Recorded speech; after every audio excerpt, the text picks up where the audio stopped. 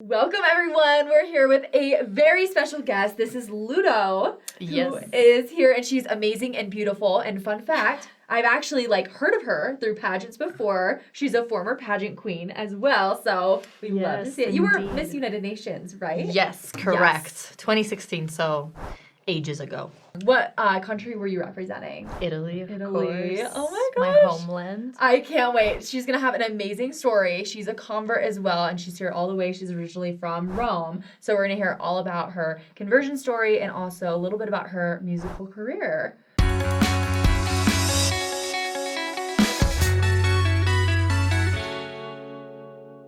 So I think the most important thing that you're gonna get from this is just how the church came into your life because you're a convert, right? Yes. In Italy, so that's got to be a little unique, right? It definitely is. It was interesting how it transitioned. I converted when I was 12. Wow. And then missionaries from here actually traveled to Italy, served a mission, and they found our family. Actually, what part of Italy were you from? Did you grow up in? Rome. Oh, okay. Near Rome. Amazing. That's near so cool. Rome. I mean, sure, So yeah, cool. exactly. It's not even in the map, so Right. I just say Rome. That's still really cool. Yeah, it was really cool. It's kind of, to anybody who asks me, how is it to being born and raised in Rome, you guys have to experience once in a while, if you guys haven't gone to Italy yet, walking in a postcard. It's literally you turn left and right, and it's just the Colosseum, the Pantheon, it's like, so okay, crazy. what? And people, I've actually got this question not too long ago, a few days ago, a guy was asking me, so are they building anything new? Is there any new buildings in Rome? And I'm like, well, the only new things are the new ancient buildings that they find underground because they're literally constantly digging. Right. That's what they're doing. That's 24/7. interesting. Yeah, so we have new buildings. Right. They're just old. 300,000 years That's so cool. That is way cooler than a new building. Yeah. I know, it's cool. And so I guess so missionaries found your family. And Yeah. So you guys, was it pretty easy, pretty seamless?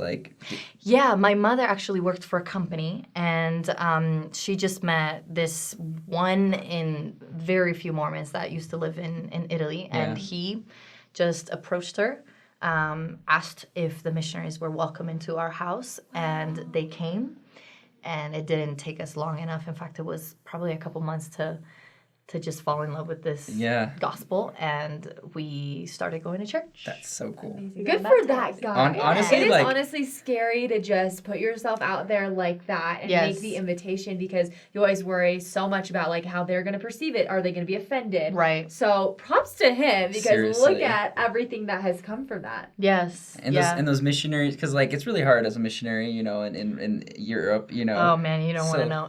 These guys did not speak Italian. I'm sorry. Something must have happened at the MTC where they were eating instead of studying. I don't know. No, I'm just kidding. No, that's true. That's what happens. Michael ate an entire family-sized chicken pot pie for lunch, and then he promptly fell asleep. But when they came out, this is the beautiful thing, without judging their grammar or whatever.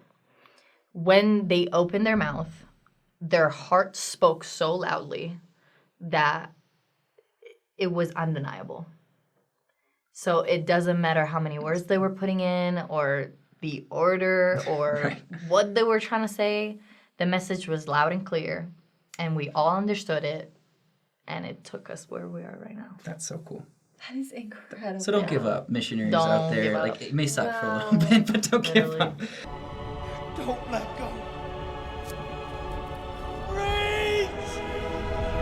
Were you It's just so important. Catholic prior Yes. to, and were you guys pretty active in that religion? Well, that's a really good question. I mean, if you ask any Italian or any Catholic, they will answer, oh yeah, I'm active.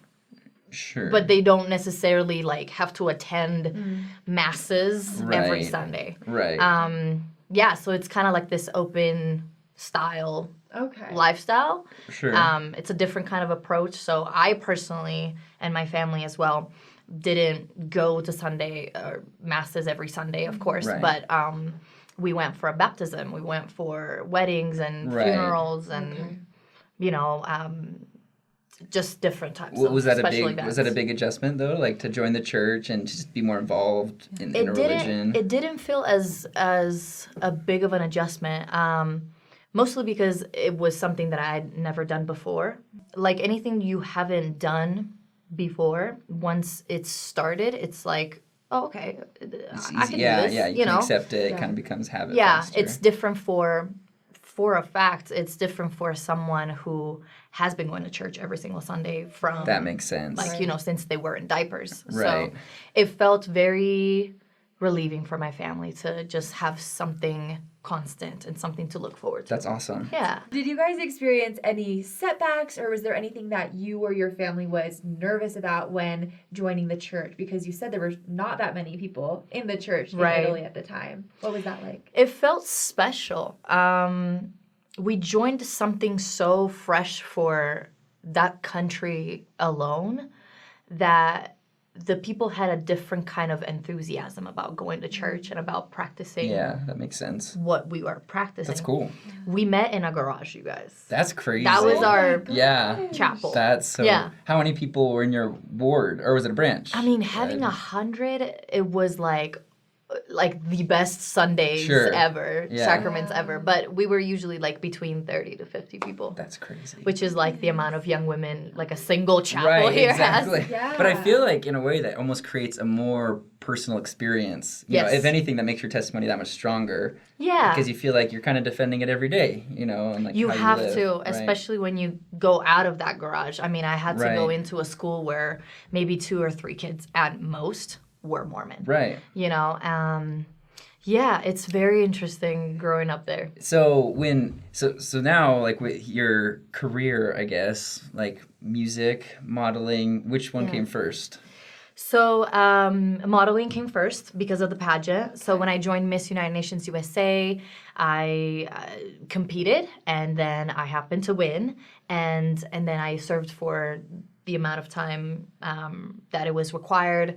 And modeling came first because I think in the audience we had one talent scout who approached me after the pageant and said, we have to get you singing and we have to get you modeling. So she signed me up. Oh, that's awesome. So, yeah, I was represented by a talent agency for quite a long time. And yeah, when you become a queen, like they want you to do like that photo shoot and the second photo shoot and then press week. And it's, so modeling came first. But with music, it's been kind of like a convoluted route because music, if we speak into a practical manner, did come first before everything else because I was born singing and practicing and just back home I used to do that before modeling and acting. Right.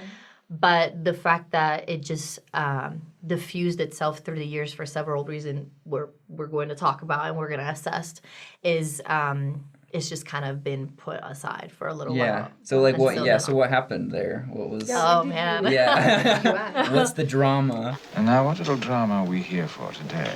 I don't know. Should we spill the tea? Yes, I was just about to say. Yes. I'll pretend to know what that means. Gossip, you know. I do. I had to learn what that means. I know. I learned it last week. I still like. You learned last week. But so it's tea as in like actual tea. Wait, you're spilling. kidding. You didn't know what that meant. I didn't until a week ago. Sean said that's been going on for like a year at least. Forever. I feel so special right now. Like, and I'm not even from here. Don't worry. You guys think you're so cool. Just because you're hip and with kids. We're so hip. Yeah. So I was born, the very first memories I have of singing, it was when I was 2, and my family and I were living in this small little Italian apartment, and my mother was cooking, my brother was probably playing with some toys, and I was just wandering around the house, and my dad, who happens to be a musician, he's an orchestra conductor, a pianist, a vocal coach. He teaches at BYU and UVU, by the way. Oh, wow. For whoever wants to know. But he just decided out of the blue, just sitting down on his keyboard to make me sing some things. He called me and stood right beside him and started singing. This is when I was only 2. He noticed that I was on pitch and that I had some kind of like musicality to my tones. Yeah. And he just I don't know, he he just had the best reaction. He just stood up, ran to the kitchen, hugged my mom. Ludo can sing. Ludo can sing. Because he would have never expected it. I even have like a recording that shows this, so I can prove it for my future children. Yeah, it was such a special moment to listen again, especially after 20 years. You're like, wow, this really happened, and he was so excited about this, and so he was kind of like my first supporter, first believer. And I grew up soaked into this insanely artistically charged family environment. Yeah. My mother used to sing. My brother later on started playing the drums, and he's now a film score composer. Awesome. And we would go to events. We would go to operas. And when I would go, I would be the maestro's daughter sitting in the first row. And then I would be introduced to like conservatories around the countries and started studying with like the best vocal coaches, you guys. But that didn't feel I was earning it. Right. And it felt as if I was given access to it too easily. And I wanted some recognition, For yourself, from my your own persona merits, to say I got here because of my own legs and my own sweat and blood and tears, whatever, right? An artist kind of has to go through that convoluted process to feel appreciated and to discover literally their intent as an artist and their artistic persona, like we said. Which is cool. It's like a little tangent. If you take that through the lens of like testimony in the gospel, it's like literally the same thing. Literally. Which is like so fun, you know. You can't borrow your parents' testimony, right? You have to go through whatever trial it is. Right. You have to go through it to come out who you want to be. Yeah. Yeah, especially for people born in the church, because I feel like sometimes they get a bad rep, but to be converted fully, like everyone, even if you're born in the church, you still go through that process too. Yeah, so, everybody. Yeah. Especially with music, though. I feel like that makes, like as an artist, in any profession, you know? Anything. Yeah. It really correlates with anything. Yeah. So what was your trial? What was like... Yeah, so going through that kind of mind battle and recognizing that I needed to do it on my own, no matter which kind of family I came from, I kind of took a step back. I used to play the violin, the piano, the flute. I told my family I was quote unquote quitting music. Whoa. And what was their reaction? Yeah, I was gonna say, did they freak out? Yeah. I mean, kick you out of the house? They're pretty understanding. I mean, I'm here and I moved here by myself. Maybe they kicked me out. Kicked me too far out. Yeah. Like, past the ocean. Across the world. So, no, they didn't do that. They totally understood, even though I think my father especially was very heartbroken because it was something that he had discovered, and it was something that he truly believed I could achieve. Right. And when it comes to music, you guys, like, it's not important as practicing since birth. Because we've seen it in the world, we've seen it in artistry. People can kind of pick up talents later on in life. Sure, it's all up to you. Yeah. But it was more to him like, oh man, you have it right in front of your eyes. Like, take advantage of it. Right. So that's where I believe he was hurt a little bit from.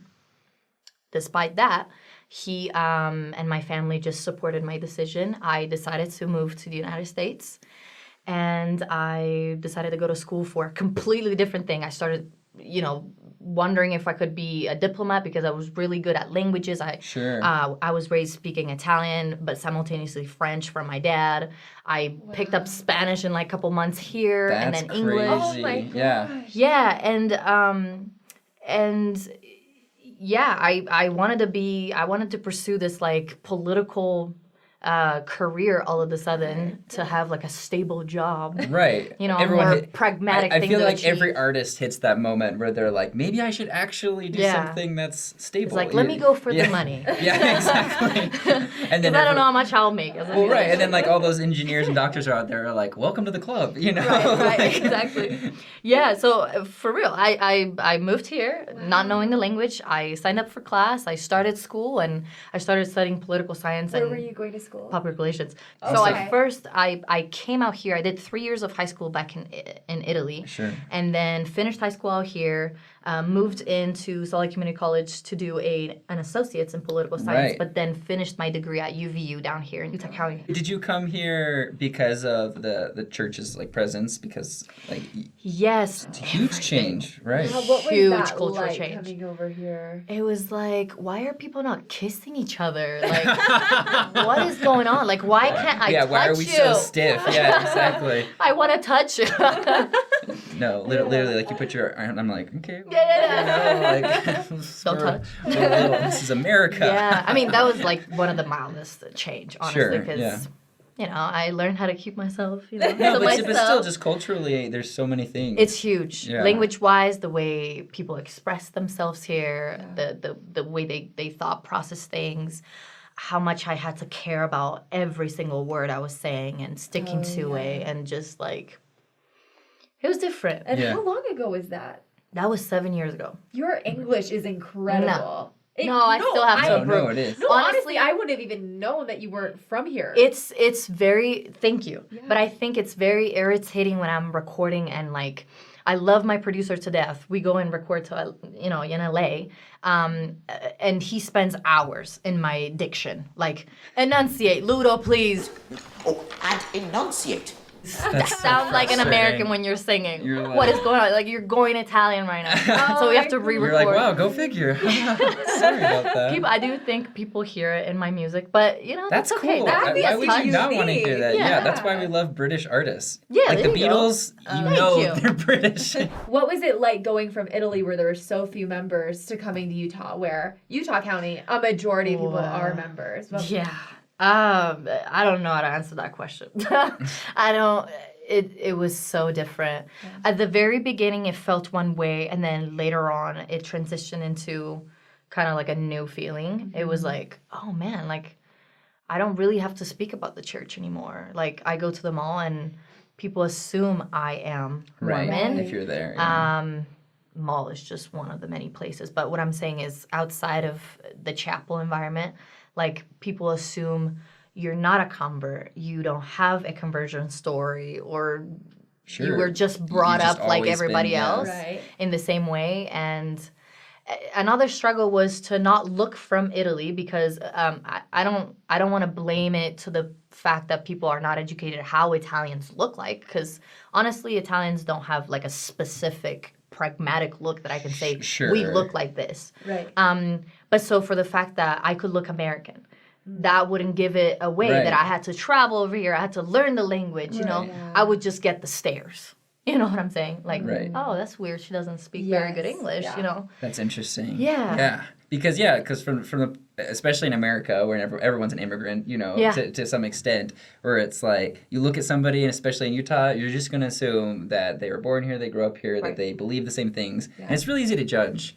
That's the So other it thing, really is. because you assume that everybody is in the same bubble as you, and you see anyone do anything different, you know, a tattoo or smoking or drinking, your instinct is just like, like Yeah, you're like, not freak us, out. you're not one of us. But Yeah. but even then, just like something as different as like an accent, you know, it's Yeah. gotta be so frustrating. Yeah. But It is. it's and cool though. Keep it. Like don't listen to your No, producer. yeah. Oh my gosh, you're or just listen to him. I amazing. don't This know. is crazy. You have to grow into it a little bit, because at the beginning you just want to be accepted. Yeah. You really Right. like. I Interesting. remember the feeling back in high school. Just accept me the way I am, and don't look at the fact that I'm thinking it in Italian and like Right, having to trying to come out in English. You know, like just accept me. But I guess a lot of people. I'm not the only person who has gone through this. I'm not the first. I'm not the last. I'm just one of them, and it's an amazing feeling. I would totally advise anyone to make this an experience like for their own life. It teaches you a lot. It teaches you that your reality isn't somebody else's reality. Right. And that the way you think might be slightly different from the next person, Right. you know? And that's okay. So, and that is okay. Right. Like that, and that's what I think we forget. You know, is that like. And we were actually, the episode we were doing just before this, we were talking about like relationships, but just like being like accepting yourself. You I know, love that. And just being confident, Yeah. you know, Yeah. and like and doing like with like whether it's music or whether it's your job, your career, the gospel, like just doing something that you feel you excel at Yeah. to like create that confidence in yourself. Yeah. I feel like it makes a huge difference. Totally. I feel like you're speaking to exist in my single who is going to come out next month, self-promotion. And, Whoa, how did I do that? yeah. This song, you guys, means so much to me. It's called Trust My Heart, Love Myself. So it's basically How a did I process know that? perfect. I of didn't. self-love What? and confidence. Yes. So check it out. So, just to extend my psychic abilities that I I just know. demonstrated, the other day my friend was like, "Guess who came to work today?" He was like, "It's a famous celebrity," and I'm like, "Well, male or female?" And he's like, "Female," and I like literally sat there, and I said, "Jessica Alba," and he was like, "How did you know?" No way. And I was like, "What?" I freaked I'm out that I was wait, right. I was like, She went to your work? to his work. Yeah, he works at Qualtrics, but yeah. Wait, why was she out here? I missed her. Anyways, but it was just the funniest. So I'm psychic, by the way. I can read minds. I just. Well, we just... I we just just want to proved see it. Jessica Alba. It's You've obviously had an incredible story, and I feel like there's different parts. You went through a lot of different transitions in your life and a lot of change. And I know a lot of people watching now probably relate to, even if it's not one of those specific circumstances, they relate to where they're in a place in their life where maybe they want something different or they're about to make a big change and they're nervous. What would your advice be? So a couple of things I would say to a person who is trying to pursue this career or is going through a similar background story. A lot of self-doubt is going to arise. That's just a fact. But I think just as long as you don't quit asking, you are going to define your path, whether that be the person is shutting that door or the person is opening that door for you. Because a question will lead you into a no or a yes. Right. You know? Yeah. So what I didn't quit doing is, despite my cultural barrier, despite my thick accent or the way I didn't know how to write a proper email and the American format of things, that didn't stop me from going ahead and make that phone call or go to an event and network the best way I could, or, you know, reach out through an email and say, hey, would you promote my music, or would you record me, or would you whatever the case might have been. So that's my first advice. Don't refrain yourself from asking. When you have a plan, when you are prepared, and everything is in your favor to lead that very thing that you're asking to a possibility that is going to come into existence, go ahead and do that with no shadow of a doubt, either personal or exterior. The person is going to appreciate the fact solely that you have reached out to them. Right. So just let fate do its thing. You know, don't be the person who is going to define whether that email means a no or a yes. Right. Don't be the one holding yourself back. Yes, exactly. Yeah. And another thing that I think it might help this audience in particular, because we are members of the church, because we have a faith, and because we believe what we believe, try and take yourself to a mindset where you can be modest in your behavior. A lot of facets of the industry will require you to do things that are not 110% aligned with every single principle. You know, you can customize, but based on your behavioral modesty. Right. So you set the standard. Yeah. You set the policies and the regulations. And when people in the outer, shell see that, they're going to respect you even more. Absolutely. Because you are presenting the standards for themselves. Right. And then they pick and choose if they want to work with you. Right. But they'll most likely, let me tell you guys, they'll most likely have such a high respect for you that it doesn't matter your faith, it doesn't matter your color, your size, they are going to be wanting to work with you. Absolutely. So it's most likely going to be a yes. Yeah. But that's just if you believe in yourself enough. Yes, That's and it's awesome. so scary That's because so I remember cool. going Yeah. through the same thing when I was doing like film and modeling stuff. Yes. And that's the last thing you want to do is when they give you your outfit and it's a tank top is going back and saying, hey, is there anything else I can wear? Because you think about how they're going to judge you for that and, oh, this person's being difficult. You're worried Yes. about these different things, but absolutely a majority of the time they're going to have more respect for you for doing that. So Yep. I love that you I said that. agree. I agree. You guys got it. That's awesome. You are It's already a yes. Seriously, I'm like, Yes, thank you Yeah. so much for sharing your story. Thank You you. are such Thank a you for wonderful having me. example. No, thanks for I'm sure coming, so many people are going to get so much from this. So I we're hope so so. appreciative of you coming out. so yeah, if you guys, if you enjoyed this interview, I mean, Ludo's got music, she's got YouTube videos, like you can check her YouTube channel below. You just released a new cover, right? Yeah. Yeah, like there's some good stuff, and all of her social media contact is below, like Twitter, Instagram, like Patreon. I have a Patreon. Yeah, yes. which is so helpful for artists. You guys should totally check out these guys' channels, Saints Unscripted, because they're the best. Thank you. Oh, thank stop. you. Wow. Truly are. I mean, we didn't change countries to get here, but you know, we tried. It's the same. It's like I want to see that meme. I don't know if it's like it's not much, but it's honest work. Oh, yeah. Have you seen that one? Yes. There's have you seen that? It's literally Thanos, you know, and it's like when the population is too large, and then Thanos like snaps his finger, and it's like it's not much, but it's honest. Yeah, I remember that. Oh my yeah. gosh, that's harsh.